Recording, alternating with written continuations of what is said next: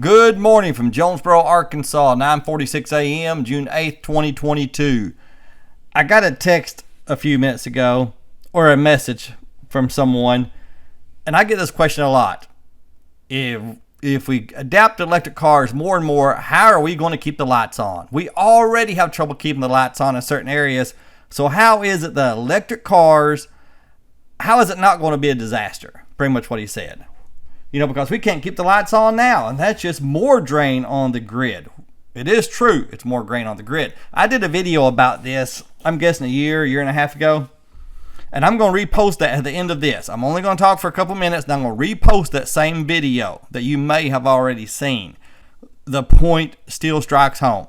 And as one commenter said, he said, I've never seen anybody put it like this before. I never have. And I haven't either, and I don't know why. Because it's not like I'm brilliant. It's not like I'm the only person that can come up with this. There's no way. But I still have not heard it. But what I say in that video is absolutely 100% true. It's not electric cars that are going to bring down the power grid. It's a few other things. But there's something I didn't touch on in that video I wish I had. And that is why we're having trouble. One of the reasons we're having trouble, besides what I mentioned, keeping the lights on in some areas, because our government and government regulations are making it harder and harder to produce electricity. I know some of you don't want to hear that, and some of you think I'm full of it, but that's what I believe, and that's from what I look at. And I haven't delved into this real deep. It's possible I'm wrong, but I think it's because we're making it harder and harder to produce electricity because of environmental rules, laws, and concerns. And China, listen to this, China, Russia, India aren't going to do a damn thing to help the earth. Nothing.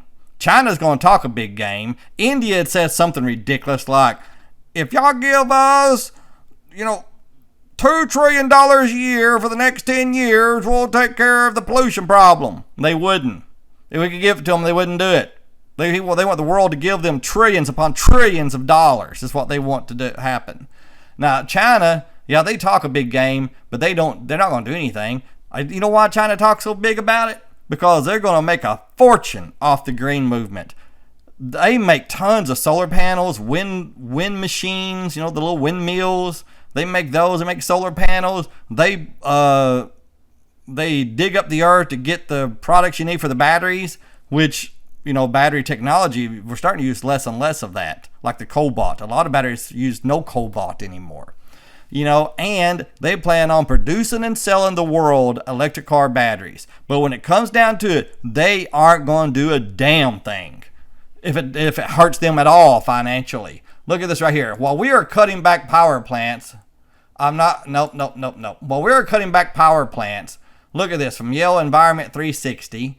Despite pledges to cut emissions, China goes on a coal spree. China's opening a coal power plant just about every week, and we're shutting them down.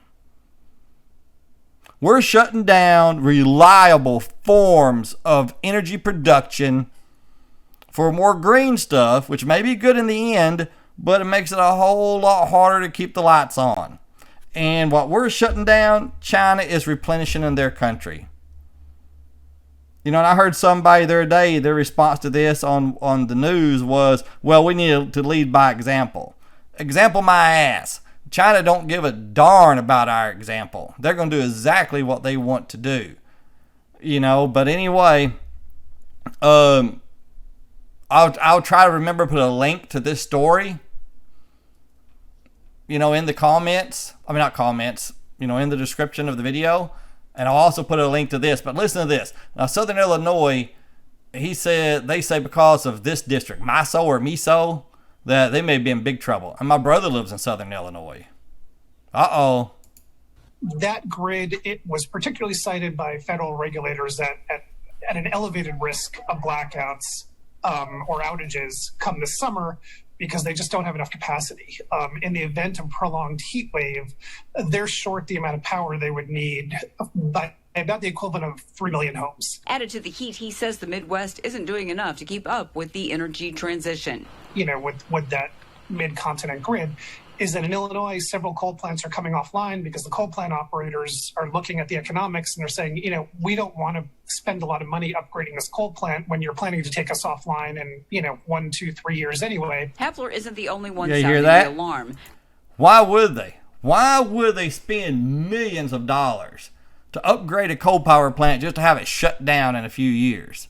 So they're not getting upgraded. They're being shut down. And China is replacing it. It's as simple as that. But it's not electric cars that are the problem. It's the explosion of new homes, new warehouses, new businesses that uses. Nobody ever asked, where's the power going to come from for all these new homes? They only ask, where's the power going to come from for all these new electric cars? The video I put up a year or so ago, it's going to start in just a few seconds. Thanks.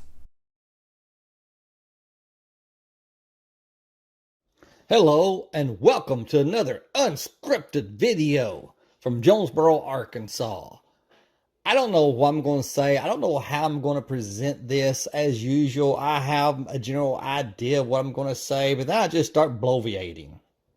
But I want to talk about how you hear a lot of people say, where is all the electricity going to come from for these electric cars? If we're going to go to electric cars, where's the electricity going to come from? It's going to destroy the power grid. That's what the EV haters like to say. And it makes sense, just taking it on, if you don't think about it, it makes perfect sense. Because California sometimes can barely keep the lights on anyway. And we saw what happened in Texas, during the storm. There are some concerns. And if every single car tomorrow was magically converted to electric, we'd probably have major problems. Seriously.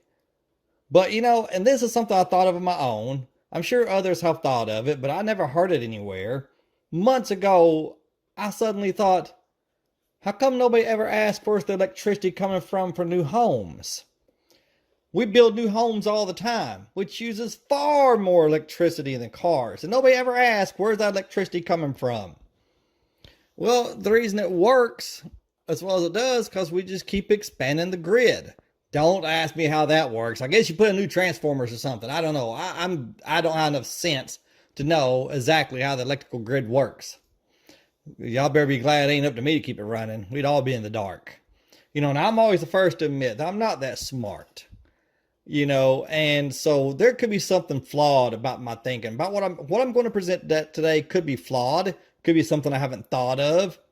Y'all feel free to let me know. And if it's horribly wrong, I'll just be embarrassed. That could happen. Who knows? But this makes sense to me in my little feeble mind. Let's look at some HUD stats first. Because I want to see, well, first, before we do this, how many electric cars, could you power with the average house? Take the average house and however many kilowatt hours it uses a year. We'll say, I don't know, we'll pick a number, 2,000 a year. Don't know if that's even close to right. 2,000 kilowatts an hour a house uses. How many cars could charge on that? Look at my electric bill and my car, the rates here, it's less than 5%. No doubt. Mine's probably 3 or 4%. But on average, who knows?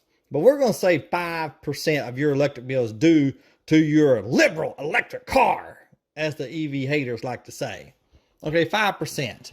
Now, let's look at the new home construction according to HUD, Housing and Urban Development. Here's a graph showing the year, and it goes all the way back to the 80s. But we're just going to concentrate on this century. A total number of houses built this century.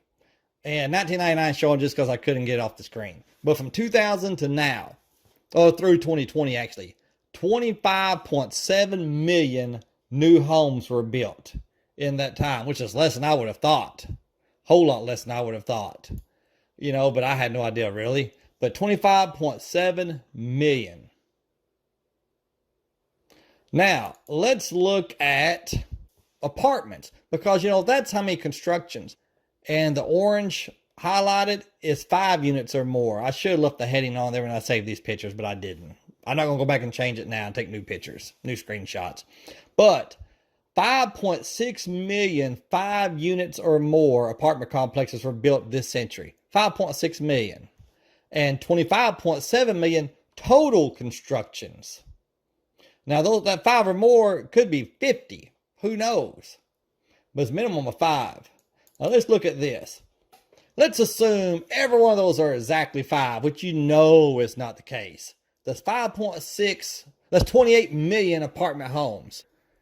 And you add that to 25.7 million single family homes, which is the first orange column to the left, comes out to 53.7 million new homes, apartments, and etc. And it's more than that. Because like I said, some of those apartment complexes may be 20, 30 units. You know, who knows? Unless, you know, it's an apartment complex that has multiple buildings on the ground. Do they count each building? Do they count the project as a whole? I have no idea. But the bottom line is minimum of 53.7 million new apartments, homes, etc. were built this century. 54 million. And I bet it's more like 60. You know, but so let's look at what it shows us. Look at this. New car sales pre-COVID were about 17 million a year on average. 17 million new car sales every year. 21 years, which is what we've done this century. And actually that graph only went to 20 years. So I've already screwed this up. But okay, it's close enough. 21 years equals 357 million cars sold. One home could power 20 cars if we assume that 5% of, if they own an EV and 5% of their electricity goes to power the car, 95% for air conditioning, heating, you know, toys, whatever. All right, computers. So one home could power 20 cars. 54 million homes would power 1.1 billion cars. So the number of homes they've built in the last 20 years could probably power a billion cars, maybe more. 1.1 billion cars is 63 and a half years if 100% of all cars were EVs. 63 and a half years, longer than I've been alive. You know, that's just insane. Insane number. And no way cars will ever be 100% unless the government just mandates it. Which I hope to God they don't, because I like freedom. So anyway, that's kind of... Now to put this all together, here's what I'm trying to say. If there's nothing flawed in this, and there may be, if there's nothing wrong with this, that's my EV hating cousin trying to call. I better hit decline. If there's nothing wrong with my data, there's nothing wrong with my thinking, there's nothing wrong with the math, and I'm not going to guarantee there's not. Y'all help me out here and see if I'm telling the truth. Not lying. So not lying. See if I'm telling the truth or if I'm just an idiot and mistaken. It's up to you. But they never ask, where's the electricity coming for the new houses? They only ask, where's the electricity going to come from for the new cars? And they say, it's impossible. It's impossible. We just can't do it. We just can't do it. Well, duh. Evidently we can. If I'm right, evidently we can. And we could have done it the last 20 years. You know, man, with this latest thing with the Chevy Bolt, we may not have to worry about it. That's kind of a black eye on EVs in general. You know, not with me, but you got to think, the average person isn't like us EV slurpers. The average person's on the fence about electric cars. They hear this news about the Chevy Bolt. You don't think that may not influence their decision?